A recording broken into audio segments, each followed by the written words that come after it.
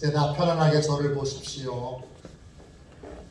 한 주간 동안 잘 지내셨나요?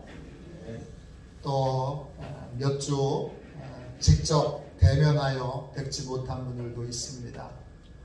또 오늘 영상으로 또 이렇게 함께 예배드리는 분들도 있습니다. 주의 평강을 전합니다. 오늘 주님의 일하심을 우리 모두가 다 보게 될 줄로 믿습니다. 예수님께 뿌리를 둔 인생, 예수님께 뿌리를 둔 인생, 이런 제목으로 함께 은혜를 나누겠습니다. 이제 다 저를 보세요. 제 목양실에는 화분이 3개가 있습니다. 큰 거 하나, 작은 거 2개. 그 중에 작은 화분 하나에 잎사귀가 전부 떨어져서 죽은 거 아닌가 생각이 들 정도로 앙상하게 바싹 마른 화분이 하나 있었습니다. 죽었나? 그러다가 혹시 모른다 싶어서 정성껏 물을 주고 그리고 햇볕이 잘 드는 창문 앞에다가 화분을 놓아두었습니다. 며칠 후에 놀랍게도 아주 작은 잎이 그 줄기에서 돋아났습니다. 짙은 초록색에 너무나 예쁘고 귀여운 잎입니다. 다시 물을 줬더니 며칠 후에 다시 작은 잎이 하나 더 났습니다. 두 잎이 삽시간에 자라서 금방 커지더니 주변으로 다른 잎들이 나와서 그 화분을 우리 권사님이 선물해 주셨는데 처음 선물을 받을 때보다 더 많은 잎사귀로 아주 풍성한 그러한 화분이 됐습니다. 그 화분을 보면서 저는 정말 중요한 사실 하나를 깨달았습니다. 뿌리가 있으면 식물은 반드시 살아난다는 것입니다. 이 깨달음은 저한테는 위대한 하나님의 계시였습니다. 정인이 사건을 보면서 많은 분들이 충격을 받으셨겠지만 저도 큰 충격을 받았습니다. 제 심리적인 충격은 어느 정도냐 하면 한국 교회에 사형 선고가 내려진 것 같습니다. 정인이를 입양했다가 학대하여 죽인 젊은 부부는 둘 다 목사님 가정의 자녀들입니다. 복음주의 명문대학 한동대학교를 나왔습니다. 포항에 있는 이 한동대학은 제가 기독교 신앙으로 학생들을 가르치는 너무 귀한 대학이라고 그렇게 굳게 믿고 있는 학교입니다. 제 아들이 고등학교 때 어느 대학 갈까 고민할 때 제가 제일 먼저 추천했습니다. 한동대학교 가라. 그만큼 제가 기독교 신앙으로 학생들을 잘 가르치는 우리나라의 유일한 진짜 기독교 대학이라고 믿었던 대학입니다. 그 대학교 나왔습니다. 남편은 기독교 방송국에서 일합니다. 아내는 통번역대학원을 나와서 입양과 관련된 통역 봉사도 꽤 오래 했습니다. 겉모습으로 보면 이 두 사람은 한국교회가 길러낸 엘리트 기독교인 청년들입니다.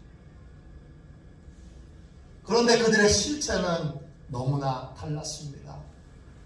입양한 아이를 참혹하게 학대했고 결국 죽게 내버려 두었습니다.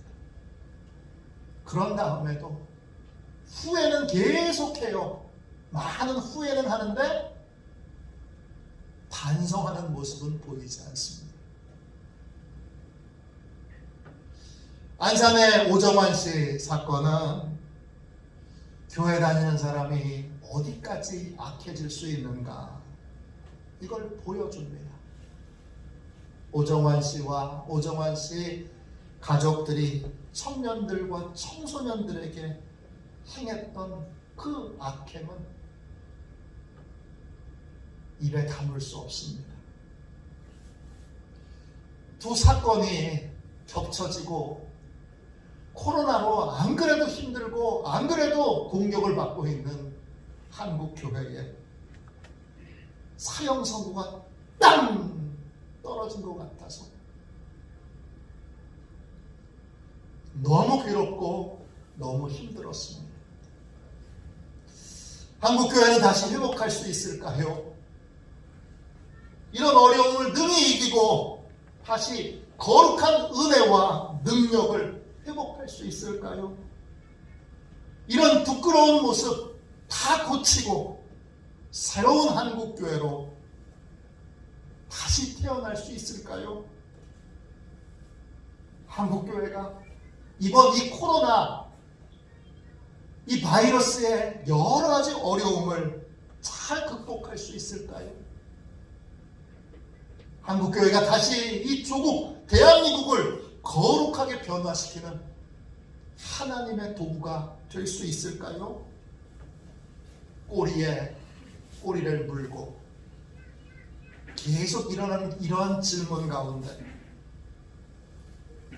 하나님이 목양실에 화분을 떠올리게 해주셨어요. 그 목양실 화분은 하나님의 대답이었어요. 너무나 선명한 대답이었어요. 뿌리가 있는 교회는 모든 어려움을 이겨내고 다시 살아날 것이고, 뿌리가 없는 교회는 서서히 소멸될 것이다. 이게 하나님이 주신 대답이에요. 한국교회 회복의 뿌리는, 회복의 열쇠는 예수님께 뿌리를 내리고 있느냐, 뿌리가 어디에 있느냐에 달려 있습니다. 예수님께 뿌리 내린 교회, 예수님께 뿌리 내린 성도는 아무리 지금 힘들고, 아무리 어렵고, 아무리 수치스럽고, 아무리 괴로워도 반드시 살아나게 될 것입니다. 가수 양희은 씨가 상록수라는 노래를 불렀습니다. 이 노래는 우리나라가 IMF로 어려울 때 많은 국민들에게 희망을 주었습니다. 이 가사의 마지막 가사는 다음과 같습니다. 우리 나갈 길 멀고 험해도 깨치고 나아가 끝내 이 길이다. 우리 나갈 길 멀고 험해도 깨치고 나아가 끝내 이 길이다. 예수님에게 뿌리 내린 교회, 예수님께 뿌리 내린 성도는 아무리 멀어도, 아무리 험해도, 아무리 어려워도 끝내 이기게 될 것입니다. 그러나 예수님께 뿌리 내리지 않은 사람들은 서서히 소멸하게 될 것입니다. 저와 여러분은 어떻습니까? 화도 시온교회는 어떻습니까? 우리 교회는 예수님께 뿌리 내린 교회입니까? 우리는 분명히 예수님께 뿌리 내린 성도입니까? 예수님께 뿌리 내린 성도는 어떤 사람인데요? 오늘은 예수님께 뿌리 내린 성도가 어떤 사람인지 함께 말씀을 나누도록 하겠습니다. 예수님께 뿌리 내린 성도는 어떤 사람입니까? 첫 번째, 예수님을 기준 삼고 사는 사람입니다. 요한복음 15장 우리 읽지는 않았는데 1절 2절 말씀을 보십시오. 스크린에 있습니다. 나는 참 포도나무요 내 아버지는 농부라. 무릇 내게 붙어 있어 열매 맺지 아니하는 가지는 아버지께서 그것을 제거해 버리시고 무릇 열매를 맺는 가지는 더 열매를 맺게 하려 하여 그것을 깨끗하게 하시느니라. 예수님은 포도나무세요. 우리는 가지입니다. 우리는 예수님께 붙어 있어야 합니다. 그래야 열매를 맺을 수 있습니다. 예수님께 붙어 있다는 게 뭡니까? 예수님은 그냥 포도나무가 아니고 참 포도나무이십니다. 참 포도나무 할 때 그 참이라고 하는 단어는 헬라어로 알레티노스입니다. 뜻은 진리의 이런 뜻입니다. 거짓 없는 진리의 이런 뜻이에요. 예수님은 어떤 포도나무예요? 진리의 포도나무예요. 진리는 상황과 환경에 따라 달라지지 않습니다. 진리는 삶의 기준입니다. 예수님께 붙어 있다는 것은 예수님을 내 삶의 기준으로 삼고 있다는 것입니다. 예수님께 붙어 있는 사람은 말을 하기 전에, 어떤 결론을 내리기 전에, 어떤 행동을 하기 전에 이렇게 묻습니다. 예수님이라면 어떻게 말씀하셨을까? 예수님이라면 어떻게 선택하셨을까? 예수님이라면 어떻게 행동하셨을까? 영어로 이렇게 됩니다. What would Jesus do?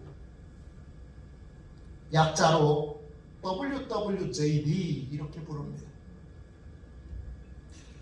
예수님께 뿌리 내린 인생은 언제나 예수님이 기준입니다.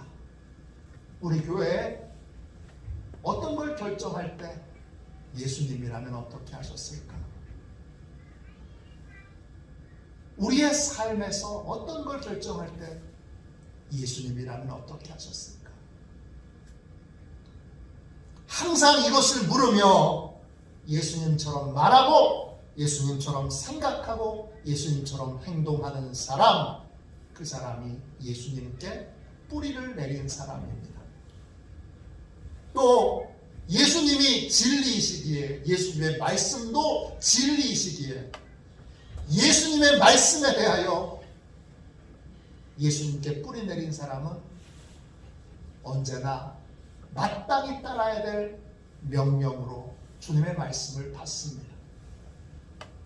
그래서 예수님께 뿌리 내린 사람은 예수님의 말씀을 듣고 순종할지 말지를 내가 결정한다고 생각하지 않습니다.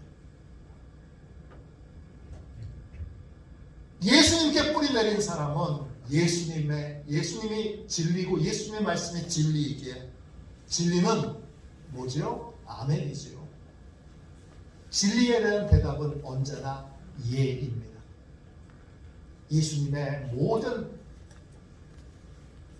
말씀에 대하여 예라고 대답하는 사람, 그 사람이 바로 예수님께 뿌리 내린 사람입니다. 백문일답이라는 말이 있습니다. 우리 생에 어떤 질문을 해도 답은 언제나 하나라는 것입니다. 그 답은 바로 예수 그리스도이십니다. 이런 말이 있습니다. 그래서 예수 그리스도, 따라서 예수 그리스도, 그러나 예수 그리스도 하지만 예수 그리스도, 그러므로 예수 그리스도, 왜냐하면 예수 그리스도, 그렇기에 예수 그리스도, 그렇기 때문에 예수 그리스도, 그럼에도 불구하고 예수 그리스도, 그렇게 하다가도 예수 그리스도, 그렇겠다 싶다가도 예수 그리스도, 결론은 예수 그리스도. 우리가 평생 붙들어야 될 가장 확실한 답은 예수 그리스도입니다. 예수님께 뿌리 내린 인생은 언제나 변함없이 예수님이 삶의 기준입니다. 예수님께 뿌리 내린 인생은 언제나 변함없이 예수님의 말씀의 예입니다. 둘째, 예수님께 뿌리 내린 성도는 어떤 사람입니까? 삶으로 십자가의 사랑을 전하는 사람입니다. 4절 말씀 보세요. 4절 말씀 보십시오. 요한복음 15장 4절입니다. 스크린에 있습니다. 내 안에 거하라. 나도 너희 안에 거하리라. 가지가 포도나무에 붙어 있지 아니하면 스스로 열매를 맺을 수 없음 같이 너희도 내 안에 있지 아니하면 그러하리라. 예수님께 붙어 있다는 건 예수님 안에 머물러 있다는 것입니다. 포도나무에 붙어 있다고 할 때 그 붙어 있다는 말은 헬라 말로 n입니다. 영어로 in하고 같은 뜻이고 안에 있다, 안에 머물러 있다 이런 뜻입니다. 예수님께 붙어 있다는 건 예수님 안에 있다는 거예요. 여러분, 예수님 안에 계세요? 예수님 바깥에 계세요? 예수님 안에 있다는 건 뭡니까? 7절 보세요. 너희가 내 안에 거하고 내 말이 너희 안에 거하면 무엇이든지 원하는 대로 구하라. 그리하면 이루리라. 예수님 안에 있다는 건 예수님의 말씀을 마음으로 받아들이고 있다는 겁니다. 예수님의 말씀에 내 생각을 고집하며 예수님의 말씀을 거부하는 건 예수님 안에 있는 게 아닙니다. 예수님 안에 있다는 건 예수님의 말씀을 마음에 받아들이고 그 말씀이 내 삶을 이끌어가고 있는 겁니다. 그게 예수님 안에 있는 겁니다. 그게 예수님에게 뿌리 내린 사람의 모습입니다. 이때 예수님의 말은 헬라어로 레마입니다. 뜻은 여러분 말이라는 뜻도 있지만 짐이라는 뜻도 있습니다. 화물이라는 뜻도 있습니다. 예수님의 말이란 예수님이 나한테 맡겨주신 사명을 말합니다. 너 이거 맡아. 그걸 맡는 게 레마입니다. 레마라고 하는 건 말을 그냥 듣고 흘려버리는 게 아니라 그 말을 듣는다는 건 사명을 또 안는다는 것입니다. 예수님 안에 거한다는 건 예수님이 맡기신 사명, 예수님이 맡기신 짐을 거절하지 않는 겁니다. 주님, 이거 제가 감당할게요. 예수님이 맡기신 일을 감당하고 있는 게 예수님 안에 있는 겁니다. 그러면 예수님이 우리에게 명령하신 핵심 사명이 뭔데요? 15장 12절 보세요. 15장 12절에 내 계명은 My commandment, 나의 계명은 곧 내가 너희를 사랑한 것 같이 너희도 서로 사랑하라 하는 이것이니라. 예수님의 핵심 사명은 뭐예요? 십자가 사랑으로 사랑하라는 거예요. 하나님께서는 우리에게 10계명을 주셨습니다. 근데 예수님은 딱 하나의 계명을 주셨습니다. 십자가의 사랑으로 사랑하라는 것입니다. 이 계명은 새 계명이라고도 불립니다. 요한복음 13장 34절에 새 계명을 너희에게 주노니 서로 사랑하라. 내가 너희를 사랑한 것 같이 너희도 서로 사랑하라. 예수님의 유일한 계명, 단 하나의 계명, 그건 십자가의 사랑으로 서로 사랑하라는 것입니다. 사랑은 이전에도 있었습니다. 그런데 왜 새 계명입니까? 기준이 다릅니다. 십자가의 사랑이 기준입니다. 우리를 위해 생명까지도 아끼지 아니하고 내어주신, 생명을 내어주신 십자가의 사랑이 기준입니다. 너 생명을 내어줄 정도로 네 아내를 사랑하냐? 너 생명을 내어줄 정도로 네 남편 사랑하냐? 너 생명을 내어줄 정도로 네 아들, 딸 사랑하냐? 너 생명을 내어줄 정도로 목사님 사랑하냐? 너 생명을 내어줄 정도로 교회 사랑하냐? 생명을 내어줄 정도로 장로님 사랑하냐? 사랑하냐가 아니라 생명을 조건 없이 아끼지 않고 내어줄 수 있을 만큼 그렇게 사랑하냐. 이것이 새 계명입니다. 예수님께 뿌리내린 인생은 삶의 새로운 목적을 가지고 삶을 살게 됩니다. 이전에는 자기의 이익을 위해서 삶을 살았습니다. 나의 성공, 나의 출세, 나의 이익, 이게 내 삶의 목표였습니다. 그래서 꿈과 야망을 위해서 돌진하는 삶을 살았습니다. 꿈을 이루면 되고 목표를 이루면 됩니다. 그런데 예수님께 뿌리 내리고 나서는 삶의 이유와 목적이 달라졌습니다. 예수님께 뿌리 내린 사람의 삶의 목적은 성공이 아니라 십자가의 사랑을 삶으로 전하는 것입니다. 십자가의 사랑으로 자기의 유익을 포기할 줄 아는 것, 예수님처럼 희생할 줄 아는 것, 섬길 줄 아는 것, 용서할 줄 아는 것, 덮어줄 줄 아는 것, 이것을 실천할 수 있는 사람이 되는 것, 이게 여러분 예수님께 뿌리 내린 사람의 삶의 목적입니다.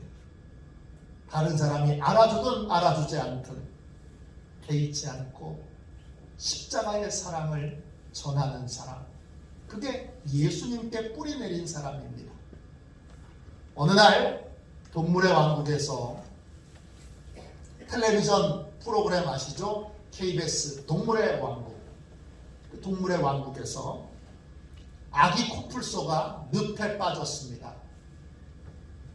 늪에 빠진 아기 코뿔소가 막 발버둥을 치는데 발버둥을 칠수록 어떻게 되죠? 더 깊이 늪에 빠져들어갑니다. 이제 얼굴이 거의 보이질 않아요. 좀 지나면 늪에 빠져 이 아기 코뿔소는 죽게 생겼습니다. 옆에 엄마 코뿔소가 있는데 빠져가는 이 아기 코뿔소를 지켜볼 수밖에 없습니다. 그런데 그때 마침 거대한 코끼리떼가 등장합니다. 코끼리떼가 등장해서 옆으로 지나가다가 그 중에 아주 거대한 코끼리가 아기 코뿔소가 늪에 빠진 걸 보게 됩니다. 이젠 거의 얼굴이 다 들어가 있는 상태예요. 그때 이 커다란 코끼리가 성큼성큼성큼 늪 쪽으로 와서 코끼리의 상아 있죠. 상아는 뭐예요? 코끼리의 어금니입니다. 이 상아를, 긴 상아를 늪에다가 쑥 집어넣습니다. 뭐 하기 위한 거예요? 아기 코끼리를, 아기 코뿔소를 구하기 위한 겁니다. 그런데 옆에 그 모습을 지켜보던 엄마 코뿔소가 오해를 했습니다. 구하려는 건 줄 모르고 우리 애기 해치려는 줄 알고 엄마 코뿔소가 자기 아기 보호하려고 이 거대한 코끼리의 옆구리를 뿔로 세차게 들이받습니다. 한 번도 아니고 여러 번 세차게 옆구리를 들이받습니다. 근데 동물의 왕국에서 정말 놀라운 건 코끼리의 태도입니다. 코끼리가 짜증나잖아요. 화나잖아요. 나는 지금 자기 자식 구하려고 그러는데, 근데 오해해서 막 공격하잖아요. 놀라운 건 코끼리가 아기 코뿔소 구하는 걸 포기하지 않습니다.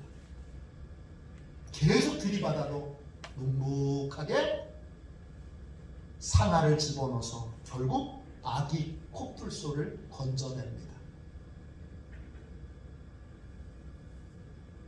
더 재미있는 건 그 다음입니다. 코끼리가 아기 코뿔소를 건져내면 엄마 코뿔소가 미안해요. 오해했어요. 잘못했네. 상처를 입혀서 어떻게 사과할 것 같은데,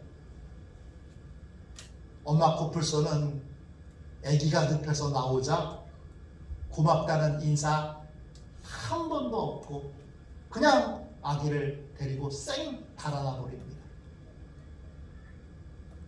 코끼리는 오해를 받았습니다. 상처를 입었습니다. 그런데 정말 놀라운 건 그 다음입니다. 코뿔소는 아무 일 없었다는 듯, 당연히 해야 할 바를 했다는 듯 다시 이동 중인 코끼리 떼 속으로, 이 코끼리는 오해받고 상처받았지만 아무 일 없다듯이 다시 이동 중인 코끼리 떼 속으로 들어갑니다. 저는 십자가의 사랑을 코끼리한테 배웠습니다. 예수님께 뿌리 내린 사람은 코끼리같이 사는 겁니다.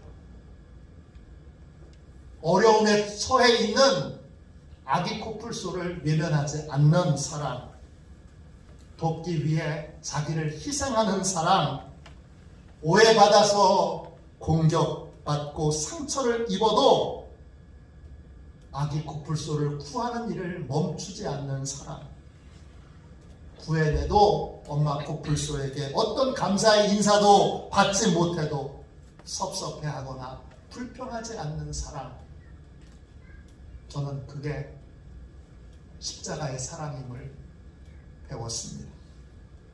예수님께 뿌리 내린 사람은 삶으로 십자가의 사랑을 전합니다. 희생했지만 아무도 알아주지 않아도 십자가의 사랑을 멈추지 않습니다. 오해받아서 마음도 상하고 육체가 상해도 십자가의 사랑을 실천하는 일을 멈추지 않습니다. 인생의 목적 자체가 바뀌었기 때문입니다. 인생의 목적 자체가 이제는 나의 성공이 아니라 십자가의 사랑을 전하는 것으로 그렇게 바뀌었기 때문입니다. 그게 예수님께 뿌리 내린 사람의 모습입니다. 세 번째, 예수님께 뿌리 내린 사람은 어떤 사람입니까? 예수님의 말씀에 따라서 자신의 생각과 태도를 고칠 줄 아는 사람입니다. 여러분, 6절 말씀 스크린에 있습니다. 보세요. 사람이 내 안에 거하지 아니하면 가지처럼 밖에 버려져 마르나니 사람들이 그것을 모아다가 불에 던져 사르느니라 그랬습니다. 예수님에게 뿌리 내리지 못한 사람, 예수님에게 뿌리 내리지 못한 사람의 결국은 밖에 버려져 마르는 겁니다. 밖이라고 하는 말은 헬라어로 엑소입니다. 의미는 뭐뭐 없이, 영어로 without입니다. 예수님께 뿌리 내리지 못한 사람은 하나님 없는 삶, 말씀 없는 삶, 은혜 없는 삶을 살게 됩니다. 이게 밖입니다. 밖에 버려지면 어떻게 됩니까? 밖에 버려지면 마릅니다. 예수님께 뿌리내리지 못한 사람의 중요한 특징은 마른다는 것입니다. 마른다는 말은 헬라말로 제라이노입니다. 이 말에 여러 뜻이 있는데 그 뜻 가운데는 딱딱하게 굳어지다 이런 뜻이 있습니다. 예수님께 뿌리내리지 못한 사람은 예수님 앞에서 뻣뻣합니다. 예수님의 말씀에 굳어져 있습니다. 예수님의 말씀에 자기 생각을 고집하고 자기 주장을 굽히지 않습니다. 그래서 끝까지 예수님의 말씀을 듣고도 자기 생각, 자기 고집대로 삶을 살아갑니다. 이게 예수님께 뿌리내리지 못한 사람의 모습입니다. 반대로 그러면 예수님께 뿌리내린 사람은 어떤 삶을 살까요? 예수님께 뿌리내린 사람은 예수님의 말씀 앞에서 부드러운 마음을 갖습니다. 에스겔 36장 26절입니다. 새 영을 너희 속에 두고 새 마음을 너희에게 주되 너희 육신에서 굳은 마음을 제거하고 부드러운 마음을 줄 것이며. 예수님께 뿌리내린 사람은 마음이 부드럽습니다. 예수님의 말씀 앞에서 자신의 생각, 자신의 주장을 고집하지 않습니다. 그럼 어떻게 됩니까? 예수님의 말씀을 듣고 반성하고 뉘우칩니다. 예수님의 말씀에 따라서 자기의 생각과 자기의 마음을 고칩니다. 마태복음 21장 27절부터 32절에 보면 두 형제 이야기를 예수님께서 들려주십니다. 아버지가 큰아들에게 말합니다. 예, 포도원에 가서 일해라. 큰아들이 대답합니다. 네, 아버지. 씩씩하게 대답해놓고 가지 않습니다. 아버지가 둘째 아들에게 또 말합니다. 포도원에 가서 일해라. 둘째 아들이 대답합니다. 싫어요, 아버지. 그렇게 말해놓고 둘째 아들은 뉘우칩니다. 내가 잘못했지. 그리고 포도원에 가서 일을 합니다. 여러분, 누가 부드러운 마음을 가진 사람입니까? 아버지의 명령에 시원하게 대답했지만 결국 가지 않은 큰아들입니까? 아니면 거절했지만 뉘우치고 포도원에 가서 일한 둘째 아들입니까? 명백하게 둘째 아들이 부드러운 마음을 가진 사람들입니다. 부드러운 마음은 뉘우치는 마음입니다. 부드러운 마음은 회개하는 마음입니다. 대답만 큰 소리로 잘하는 사람이 아니라 부드러운 마음은 하나님의 뜻 앞에서, 예수님의 뜻 앞에서 바꾸고 고치는 마음입니다. 예수님께 뿌리내린 사람은 예수님의 말씀 앞에 부드러운 마음을 품습니다. 그래서 예수님의 말씀을 따라 자신의 생각과 태도를 고칩니다. 알버트 슈바이처 박사를 아시지요? 25살 때 신학 박사 학위를 받습니다. 제가 대학원 다닐 때 이분이 쓰신 박사 논문을 제가 한 학기 동안 공부했습니다. 책이 이렇게 두껍습니다. 읽어도 한국말로 번역된 건데 무슨 뜻인지 모르겠습니다. 굉장히 어렵습니다. 근데 이걸 25살짜리가 썼습니다. 그리고 다시 공부해서 의학 박사가 됩니다. 또 세계적인 올간 연주자입니다. 어느 날 이런 광고를 봅니다. 지금 아프리카에서는 무지와 가난과 질병 때문에 많은 사람이 죽어가고 있습니다. 이 광고를 보고 집에 돌아오는데 이 광고가 자꾸 잊혀지질 않습니다. 이 광고를 생각할 때 갑자기 부자와 나사로 이야기가 떠오릅니다. 유럽이라고 하는 부잣집에 살고 있으면서 가난한 아프리카를 거들떠도 보지 않는 자신이 보였습니다. 하나님이 자신을 어떻게 생각하실까? 두려운 마음이 들었습니다. 아프리카 사람들도 하나님이 창조하신 귀한 생명인데 그들에게도 병 고칠 의사가 필요하고 공부를 가르쳐줄 선생님이 필요한데 어떻게 하면 좋을까? 이때 슈바이처 마음에 하나님의 말씀이 한 구절 떠오릅니다. 이사야 6장 8절입니다. 내가 누구를 보내며 누가 우리를 위해 갈고. 슈바이처는 고민하고 갈등하다가 하나님께 이렇게 고백합니다. 내가 여기 있나이다. 나를 보내소서. 성령께서 슈바이처의 마음을 부드럽게 하셨습니다. 부드러운 마음은 하나님의 말씀 앞에 자신의 생각과 태도를 고치는 것입니다.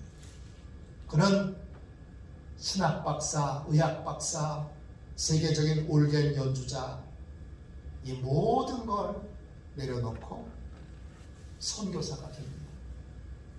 하나님의 뜻 앞에, 하나님의 부르심 앞에 부드러운 마음을 품고 그는 자신의 생각과 태도를 고칩니다.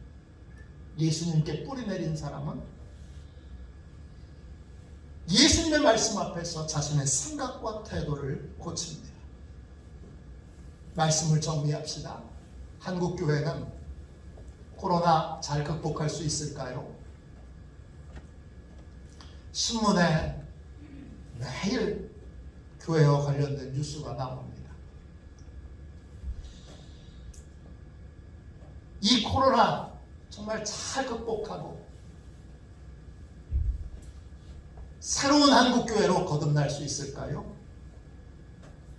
회복의 열쇠는 뿌리에 있습니다. 우리는 뿌리를 확인하고 점검해야 합니다. 뿌리가 살아있으면 한국교회는 모든 어려움을 이기고 반드시 살아나게 될 것입니다. 그러나 겉모양만 예수 믿는 척 흉내내고 실제로는 가라지밖에 없는 그러한 교회, 그러한 성도라면 우리는 서서히 걱정하고 근심하다가 소멸하게 될 것입니다. 내가 예수님께 뿌리 내린 사람이냐, 이게 중요합니다. 내가 예수님께 뿌리 내린 사람인지 아닌지 어떻게 알 수 있습니까? 예수님께 뿌리 내린 사람은 삶의 기준이 다릅니다. 예수님이 기준이세요. 삶의 목적이 다릅니다. 자기 이익, 자기 성공이 삶의 목적이 아니라 십자가 사랑을 전하는 게 삶의 목적입니다. 그래서 십자가의 사랑으로 희생합니다. 용서합니다. 덮어줍니다. 예수님께 뿌리 내린 사람은 예수님의 말씀이 진리이기에 그 말씀 앞에서 내 생각, 내 태도를 바꿉니다. 고칩니다. 나는 어떤 상태입니까? 내 삶의 기준은 무엇입니까? 내 삶의 목표는 무엇입니까? 나는 예수님을 어떤 태도로 대하고 있습니까? 오늘 성령님께 구합시다. 성령님, 저는 누굽니까? 저는 지금 어떤 상태에 있습니까? 사람 보기에 예수님 안에 있는 것 같지만 실상 예수님과 분리되어 있지는 않습니까? 교회 안에서는 하나님 믿는 것 같지만 교회 바깥에만 나가면 하나님 없는 삶, 은혜 없는 삶, 말씀 없는 삶, 하나님과 무관한 메마른 삶을 살고 있지 않습니까? 오늘 우리 성령님께 깊이 만져달라고 기도합시다. 성령님께 내 영혼을 예수님께 깊이 뿌리내리기를 원합니다. 이렇게 기도합시다. 이전에 믿고 의지하는 것에서 나를 주님 뿌리채 뽑아서 예수님께 다시 심어주십시오. 예수님께 뿌리내리는 삶, 예수님께 뿌리내리는 그러한 신앙인으로 주님 달라지기 원합니다. 변화되기 원합니다. 이렇게 우리 함께 찬양하고 같이 우리 기도하도록 하겠습니다. 우리 항상 진실케 함께 찬양하겠습니다.